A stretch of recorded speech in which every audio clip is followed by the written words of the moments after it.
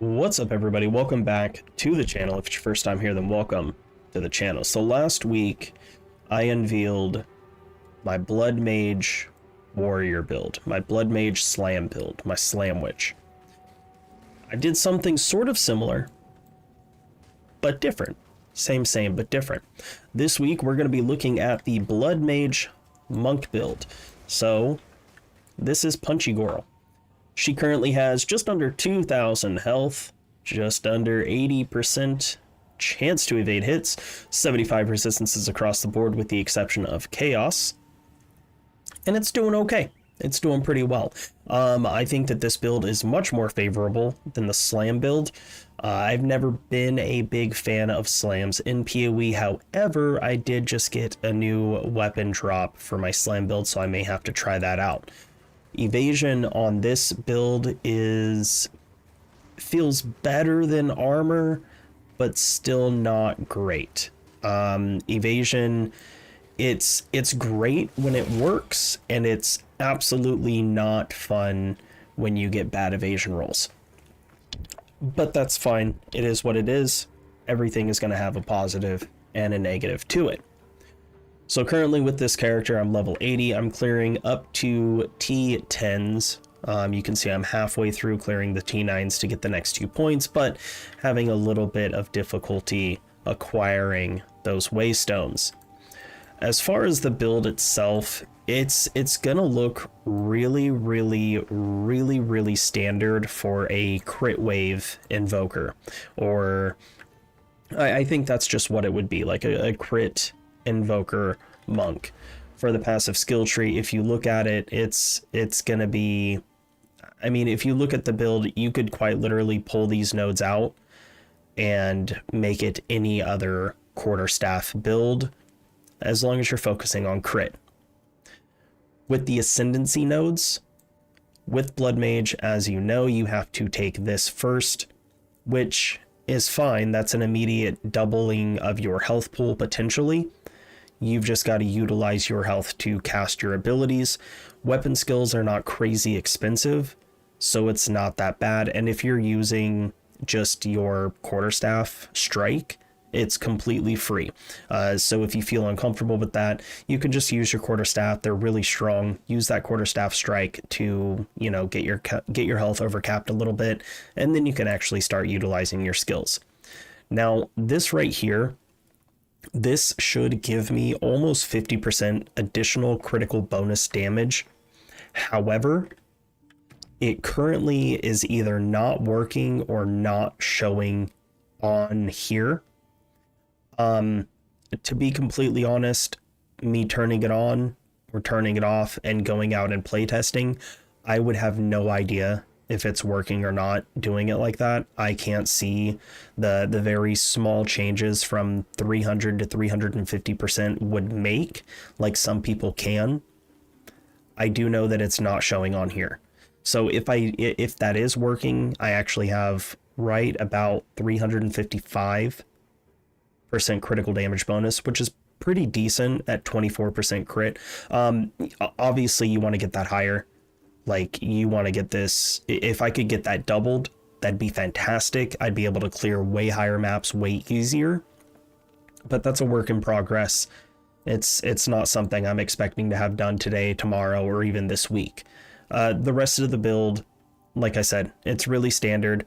You're immediately going to be shooting over here into the monk tree to pick up all these juicy nodes, working into crit, mana regen, damage, and attack speed.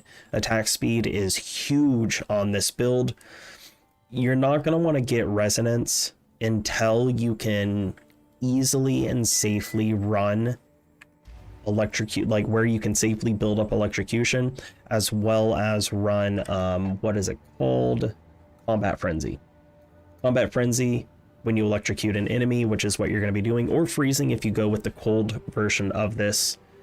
Whenever you freeze or chill, freeze or electrocute, there we go, an enemy, you're going to be getting a charge.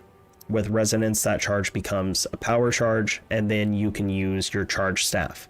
The way I've got this build functioning currently right now, I never use my quarterstaff strike. I walk in, and I storm wave. My storm wave, I have attached to it upheaval, so it has 3 waves instead of 1. I've got electrocute, so it electrocutes enemies to get me those those charges that I need to cast charge strike. And then primal armament, so it does 25% more weapon elemental damage. Once I get some power charges up, 1 to 3 depending on what I'm running, a lot of the times I'll get 1 up and then I'll just keep killing stuff until I get 3 power charges, then I'll get 3 up, and then I'll just keep clearing from there. With charge staff, we've got lightning exposure, conduction, and maim. After we get charge staff up, especially when you're in a boss fight or when you're just trying to quickly clear, Tempest Flurry is going to be what you're gonna want to be casting. So basically the way the build works, charge, that's not charged. Using your storm wave. So you're going to storm wave them down, get those power charges up, cast your charge strike, and then you're just going to hold Tempest Flurry. When you're powered up with charge staff, Tempest Flurry, that's what throws out the little wave in front of it that causes it to do a shit ton more damage. With it, I've got lightning infusion, to where it does more lightning damage, but no cold or less. Not no, but less lightning or less cold and fire damage. Fuck, there we go. Martial tempo, so you have 25% more attack speed, and crescendo. So flurry is like a 4-strike attack. 1, 2, 3, 4. And that 4th one with crescendo, it does it twice. And that last one, that last little slam thing, it's pretty good. It's pretty strong. I'd say it's pretty fucking strong. So doing that twice is really, really, really powerful. When you're in a boss, Tempest spell, I mean, it's so fucking strong. It's so strong. We've got Font of Mana, Hourglass, and Magnified Effect. Basically, we just want to pop it down and try to destroy everything we can. For the buffs, we've got Combat Frenzy with Clarity, Herald of Thunder, and Wind Dancer. The order you're going to want to get these in, if you can get it as early as possible and get it functioning as early as possible, Combat Frenzy. If you can't really get it to function well, like I said, you're going to need a trigger as well as Electrocute.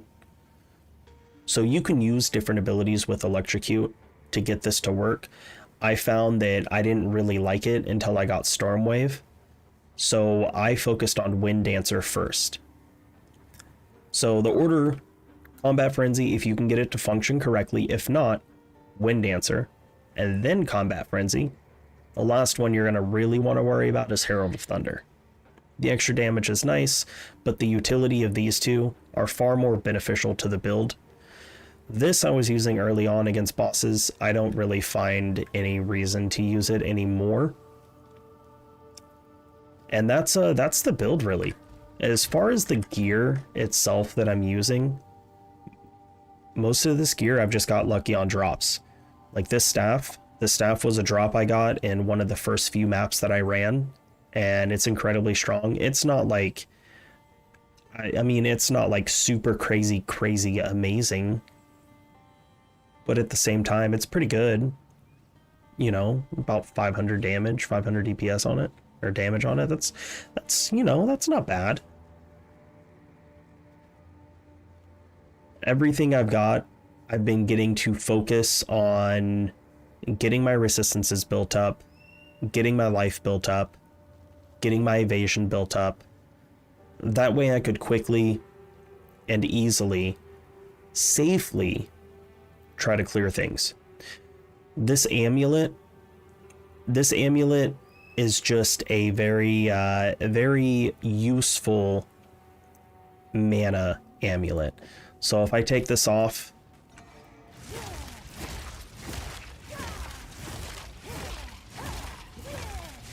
it goes down fairly quick.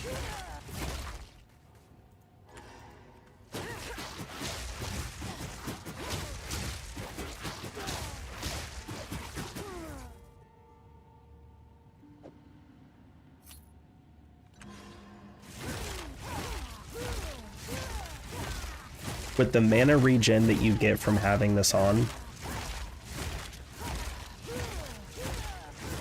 you can see it's not a crazy difference, but when you're out fighting, that difference feels massive. So you're gonna either want to get this necklace or something else with mana leech. I found that just one ring with mana leech, and I think it was like 4.5, almost 5% of physical damage, because this is mostly getting converted to lightning damage. It helped a little bit, but it wasn't too great. This made things go so much smoother. And then for this, I mean, it depends on what you're really going against. A lot of the times, if you know that the boss is going to be doing big, heavy, cold damage, you're going to want to throw on the one that prevents you from being frozen. Me personally, I just try to keep this one on because I like magic find. I think there's a whole big argument about magic finding that I'll discuss in a different video.